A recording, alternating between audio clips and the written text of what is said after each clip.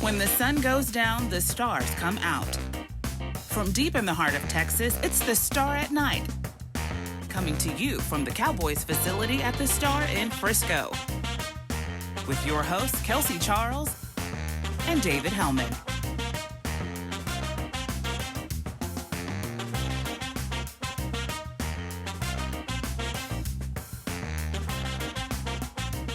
Well, it's been 3 days. Nobody knows what's happening. Nobody feels really good about either option, and everybody's dreading what's to come. Kelsey Charles, welcome to the Star at Night. Am I talking about the 2020 election or the Cowboys' current quarterback situation? Go. Both. And can we already go ahead and file a lawsuit against the Pittsburgh Steelers for them to stop counting points? Because we need it. Counting.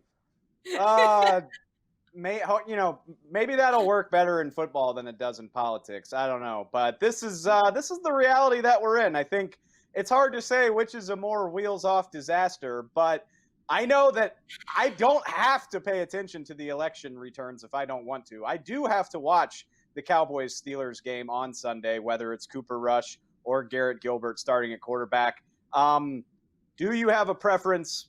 What do you think is going to happen? Just help me out here, please. I think we're going to get obliterated. Are you kidding me? I know you're asking me what quarterbacks can be playing. I don't think it matters.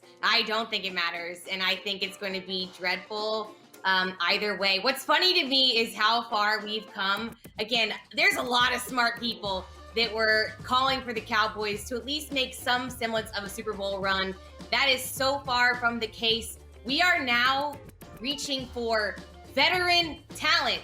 Guys, the veteran quarterbacks that we are potentially going to play, I'm pretty sure they've played a combined 6 series in their entire career. Let me just read you these stat lines real quick. This is where we're at currently.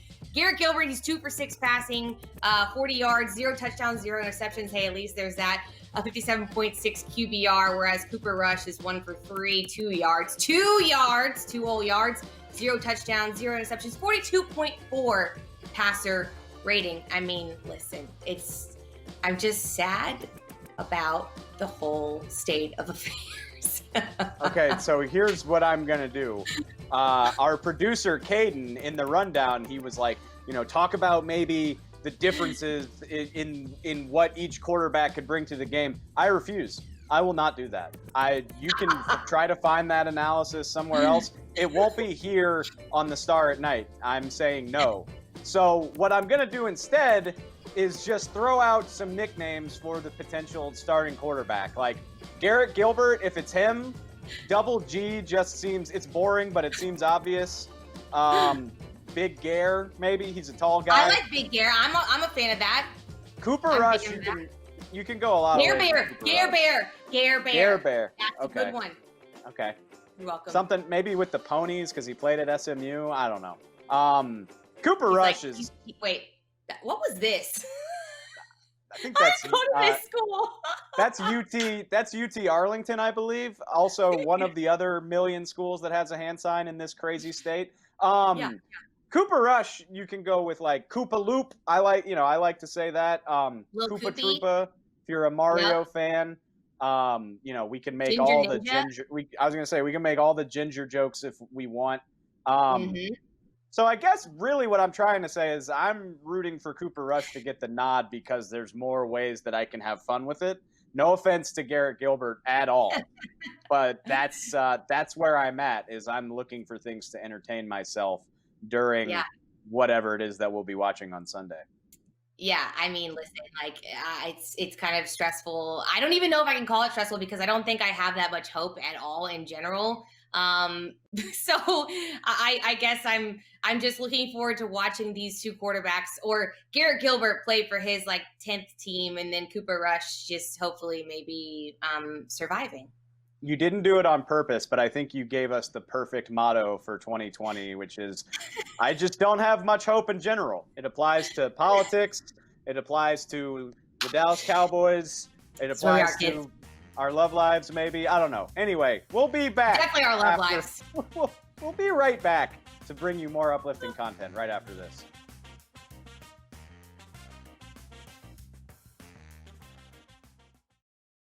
What's up, guys? I'm Ember Garcia and just want to invite you to check out Cowboys Break every day at 11:30 a.m. You got the boss man, Derek Eagleton. You got Nick Eman with the storytelling If These Walls Could Talk. You got David Hellman, our local LSU homer and eyebrow rubber. And then you got me, who just calls it as it is. So make sure to check us out at 11:30 a.m. on all Dallas Cowboys platforms.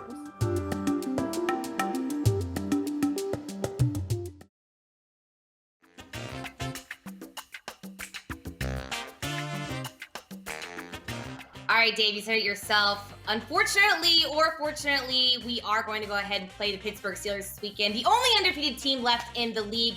And yeah, you and I at least have to pay attention to this one. So let's go ahead and, for better or for worse, break down what this matchup is bringing. For worse. How about For worse. You don't have to say the other half of that. Okay, go ahead. Sorry. You're right. Let's start with the offensive side of things. Again, we know that this Dallas Cowboys defense has struggled mightily with any and all things. What do they have coming up this weekend? I do think it's important to note, like, this is not the high flying Steelers of like 2016 with the Killer Bees. Ben Roethlisberger's not winging it around the way he did when he was a younger player. The thing that scares me about Pittsburgh is the amount of misdirection that they use. They love jet sweeps. They love motioning through the backfield. Chase Claypool, the rookie wide receiver out of Notre Dame, he's probably going to tote the rock a few times in this game. He's pretty good at it. And based on the Cowboys' experience with misdirection so far this season, that scares me a lot. I expect to see some chunk plays if they let these receivers get in and get involved in the rushing game. Yeah, I mean, we know how the Cowboys defend against the run in general. Not to mention, like you just talked about, with Chase Claypool potentially adding a wrinkle into what this defense has to face. But yeah, the Steelers, they also have at least a decent running back. Yeah, James Conner, he's probably about to have a big game. I'm going to go ahead and make the prediction that really isn't so crazy anymore because it's a trend at this point. Also, Ben Roethlisberger, he's going into 16 years in the league, and he's going, I'm pretty sure if you take Sean Lee off of the field, Ben Roethlisberger has more combined NFL experience than our entire defensive unit as it stands right now. I honestly, someone needs to do the math on that, but it doesn't add up. Pittsburgh native Sean Lee has nothing to do with anything. Just looking for fun tidbits anywhere we can. But also Roethlisberger in general right now in 2020, he actually, according to Next Gen, he has the NFL's fastest average time to get the ball out. And so, again, our defensive line has to do their job. No. What are they going to do? He gets rid of the ball. They have no time to do their jobs, but we need them to try. And then, it's going to be the same story, different day, where some offensive unit's just going to exploit our secondary. So, buckle up, kids. Prepare yourselves.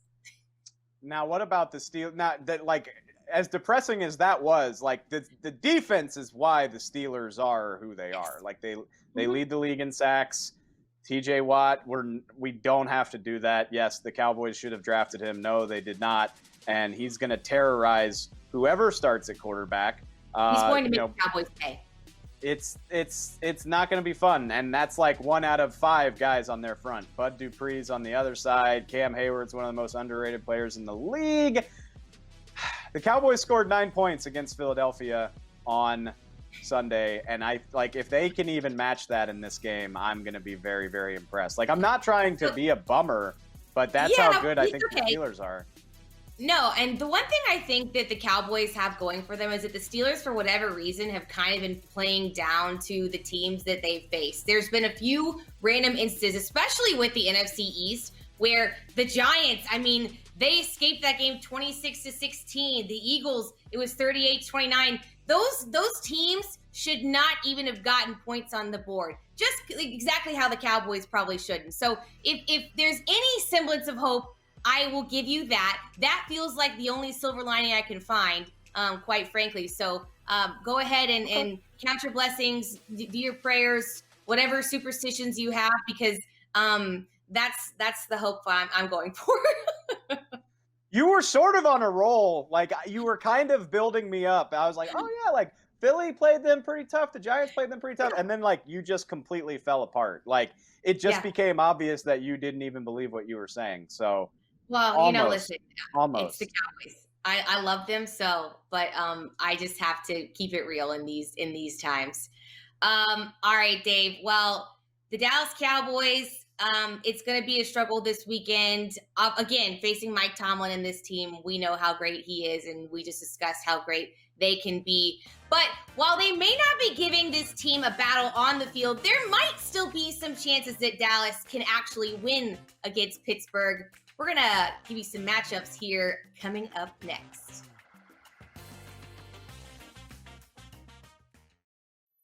Hi guys, Mickey Spagnola here, and if you want the best analysis on the Dallas Cowboys during the season, join us every day during the week on Mick Shots. We come on at 1:30 on DallasCowboys.com and all the other Dallas Cowboy platforms.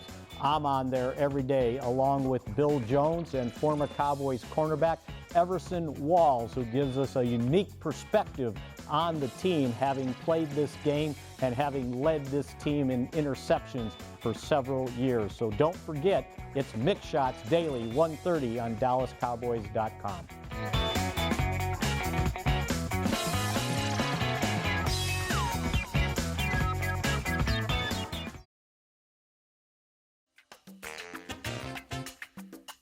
All right, Dave. So the struggle bus will be rolling up to Arlington with the Dallas Cowboys aboard as they get ready to face the Pittsburgh Steelers come Sunday. So I decided to just put that unfavorable matchup aside and give our little city a chance to just, get some wins against P-Town. Does anybody call it that? Nobody calls it P-Town. They do now. That's not a thing. Hey, there's a lot of stuff is up in the air and undecided in Pennsylvania right now. So, maybe we can at least get some clarity in this regard. So I appreciate that. All right. So I'm going to give a Dallas option and a Pittsburgh option, and we have to decide which one is better. Coming up first, the least controversial one I'll ask you all night. Which icon? Quarterbacks? Terry Bradshaw, or are you picking Roger Staubach? Legends against legends. Okay, let's be very real. I mean, Roger Staubach is maybe the most iconic player in NFL history. He's a big part of the reason for America's team. They won 2 Super Bowls. He's everything. But everybody would take the 2 extra Super Bowl rings. Everybody would be like, oh yeah, 4 Super Bowls is better than 2. And Terry Bradshaw won 4. I think Roger Staubach was better and more important to the legacy of the NFL, but give me them rings, baby. I plead the 5th, so I'm going to go ahead and let you bear the wrath of Cowboys Nation on that one. They know I'm right. It's fine. Up next, this one I do have a strong opinion about. You added this to the rundown at the last minute just because you wanted to talk about it. And of course I did. I guess I get why. So we're going Cowboys throwback uniforms against Steelers throwback uniforms. Please get on your soapbox. All right, so here's the thing. Everyone loves the Cowboys throwbacks, and rightfully so. But the amount of disrespect that the Pittsburgh Steelers get for their bumblebees is dang near criminal. It's so upsetting, I can't even begin to handle it. It's such a cool looking uniform. What's wrong with you people? I can't believe what is coming out of your mouth right now. You're a very fashion forward woman. You care about looking nice and stuff. Those uniforms are absolute dog trash. I almost said a bad word. Per usual. That's literally an ugly ass uniform. It's awful. It takes one to know one. So you go ahead. That's all you ever say. That's all you're like. I'm rubber. You're glue. It's ridiculous. They're ugly. I will say, at least the Steelers can still wear theirs. That's the real bummer is the Cowboys can't wear theirs right now because of NFL rules. Maybe that'll change one day. Maybe. I did hear some rumblings that they might be able to have some semblance of a alternate. I don't know, whatever. That would be really cool if that would happen. Because right now, as you guys know, the reason why they can't is because they only have one helmet, and obviously the helmets don't match. So, Your opinions about this suck. Let's go on to the next one. Oh, cool. Well, I'll continue to be right while you continue to be wrong. So anyways, moving on, I'm in the win column, and I continue to remain there because up next we got Post Malone versus Wiz Khalifa. Dave, who gets your choice? I think it's very ironic that Wiz Khalifa actually he inadvertently wrote theme songs for both teams because, like, everybody knows Black and Yellow. But then you got Weed and Boys, which is like still the Cowboys theme song 6 years later. Cushion Orange Juice is like one of the best mixtapes of the last 15 years. Shout out Wiz Khalifa for that. But I have to go. I gotta go with Post Malone. The dude just makes bangers. He shouts out Dak Prescott in his songs. Oh, by the way, his dad Rich worked for the Cowboys for a while, so Rich. I got mad love for the Post family, so I gotta go with Post for sure. I'm with you on that. And again, like Wiz Khalifa is basically an honorary Cowboys fan, so I just feel like we get the win either way. But totally Post Malone for me. Like you said, I'm gonna be a homer, and I don't even care. Rich Post, Papa Post is awesome. I worked with him at the stadium. I will tell you a funny story. I wonder if this offer still stands because. Definitely at one point or another, Papa Post was like, hey, listen, if you don't end up married, like, I think you and Austin should get together. So, like, let me just say this. Like, I'm wearing white today. This might be a thing. You have to get just married tattooed under your eyes if you marry Post Malone. Married in Also, Caden, our producer Caden, doesn't know anything about popular music. I will say I might have to revisit my answer if it was Mac Miller, Pittsburgh's own. R.I.P.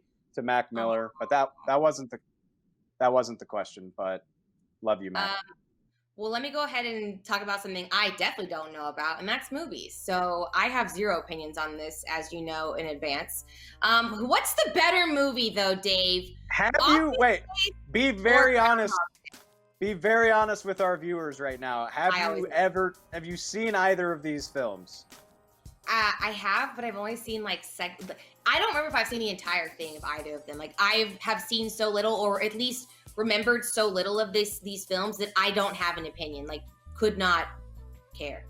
So, again, just to continue the theme of throwing Caden, the producer, under the bus, like, Office Space isn't really about Dallas. It was shot here, and Mike Judge obviously is from Texas, so there's a Dallas connection. But like Groundhog Day is about Pittsburgh and being in Pennsylvania. Like that's the whole movie's about that. So I feel like Groundhog Day gets the edge, but Office Space is the better movie. I think that's how I feel about that. And I just feel eventually, like Wishbone could have been a part of this contingency. Like it was shot Wishbone? here. Yeah, Rowan Cavanner's dad was involved in that. Wishbone is a children's television show. It's not even a movie. Tomato. Literally. No. Listen, here's the thing, Tomato Dave. implies that they're the same. They're not the same. One is a TV show. And it's the fact that you continue to have trash opinions. So, in the spirit of you continuing to have trash opinions, I'm going to go ahead and take the win for this segment. Thank you very much. Post, call me, and maybe do it after the game so I at least have something to look forward to. Please call Kelsey. Please call Kelsey, Austin. That would make my life. We're going to have him on this show, and then Caden's going to show this clip. I'm like, I was kidding. From your lips to God's ears, I hope that happens for us. We got to talk to Rich. We're going to talk. Caden, don't cut this out of the show. We're booking our next guests live on the air. So anyway, we'll see what happens. Cowboys, Steelers. We'll definitely have something to talk about on Monday. And until then, I'm Dave and she's Kelsey. And thanks for watching The Star at Night. Kelsey Malone out.